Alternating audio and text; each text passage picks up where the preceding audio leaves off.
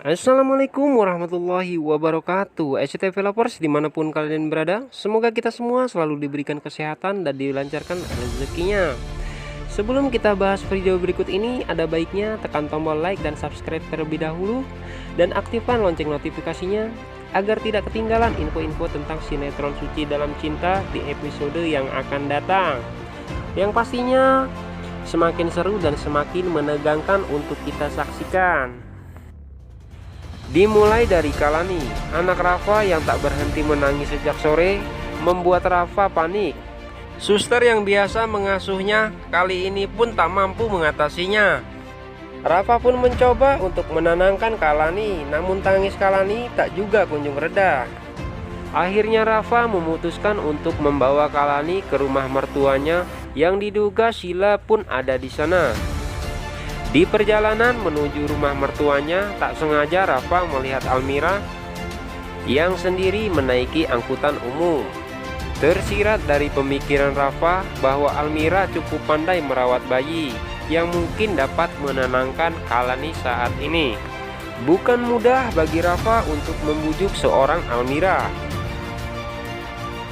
Namun naluri hati seorang ibu yang memiliki nurani membuat ia iba saat melihat anak Rafa tak henti-hentinya menangis.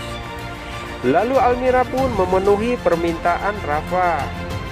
Almira pun mendekati dan mulai ingin menggendong anaknya. Tiba-tiba datanglah tepisan yang keras ke tangannya, sontak membuat Rafa dan Almira pun terkejut. Sila yang begitu marah atas pertemuan mereka hampir saja mendaratkan pukulan ke wajah Almira. Beruntungnya Rafa dapat memegang tangan Sila dan membawa Sila pulang. Namun di sisi buruk seorang Sila, perbuatan Sila terhadap dirinya tak pernah membuat ia dendam. Ia sadar seburuk apapun Sila, Sila adalah saudara kandungnya. Namun Sila yang begitu membenci Almira melanjutkan pertengkaran dia dan Rafa hingga ke rumah. Kemarahan yang berlebihan Sila terhadap Rafa membuat Rafa akhirnya berpikir bahwa Sila semakin hari semakin tidak menghormati dia sebagai suami. Tidak lama kemudian ibunya Sila pun menelepon. Ia mengatakan bahwa ayahnya Pak Adrian telah pergi meninggalkan rumah. Ia juga menceritakan pada Sela bahwa ia telah dituduh Pak Adrian telah menyuruh orang untuk mencelakai Jihan. Sontak membuat Sila pun terkejut. Sila yang mempunyai rencana untuk mencelakai ibu Jihan, namun malah ibunya yang kena imbasnya. Sila pun mencoba menenangkan ibunya. Dia meyakinkan bahwa ayahnya itu pasti akan kembali. Tak begitu lama berpikir, Sila pun menemui Tarjo. Tarjo si tukang kebun yang disuruh dia untuk mencelakai Jihan, ternyata Tarjo gagal.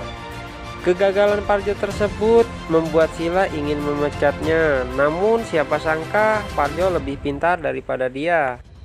Tarjo juga mengancam bila dia dipecat, dia akan menceritakan semuanya kepada Pak Rafa bahwa dia telah disuruh Sila untuk menyelakai ibu Jihan dan Almira.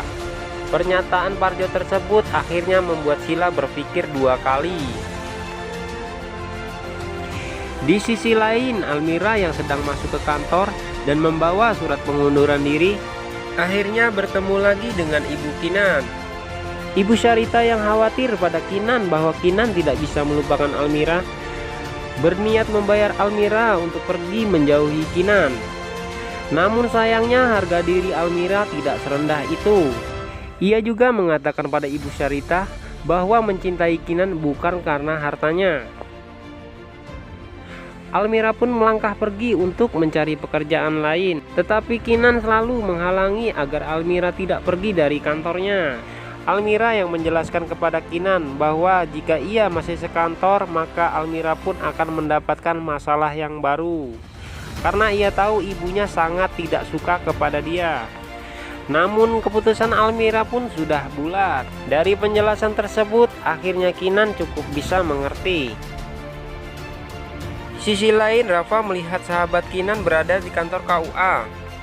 Ia menduga bahwa Kinan akan merencanakan pernikahannya lagi.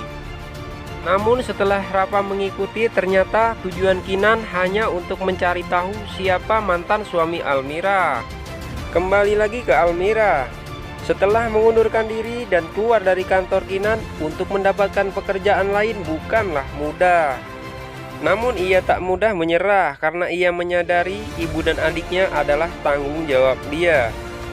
Satu persatu kantor pun telah ia masuki, namun usahanya belum membuahkan hasil. Sesosok Almira yang memiliki semangat tinggi tetapi tidak sesuai dengan fisiknya. Konsentrasi Almira pun memudar sampai-sampai ia bertabrakan dengan Rafa yang kala itu ingin masuk ke kantor.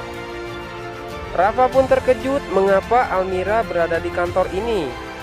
Nah, yang Rafa tahu selama ini Almira bekerja pada Kinan. Kinan yang menunggu kabar dari Almira akhirnya pun ia menelpon. Kemudian Kinan bertanya pada Almira apakah dia telah mendapat pekerjaan atau belum. Yang tadinya Almira ragu untuk mengangkat telepon dari Kinan, namun dengan terpaksa Almira pun mengangkatnya. Belum sempat berkata panjang lebar, akhirnya pun Almira pingsan dan jatuh. Sontak membuat Kinan yang jauh dari Almira pun panik. Kinan yang waktu itu masih berada dalam panggilan meminta orang di sekitar Almira menunjukkan di mana tempat lokasinya. Namun sayang, Rafa yang lebih dulu mengetahui keberadaan Kinan enggan memberitahu dan langsung mematikan telepon dari Kinan. Entah apa yang ada di pikiran Rafa. Apakah Rafa cemburu pada Kinan bila ia datang untuk menolong Almira? Ataukah Rafa tidak ingin Kinan tahu bahwa Rafa sedang mendekati Almira? Rafa pun membawa Almira ke rumah sakit. Tapi sebelum sampai rumah sakit, Almira lebih dulu sadar. Dan ia sangat terkejut saat ia bangun melihat Rafa berada di sampingnya.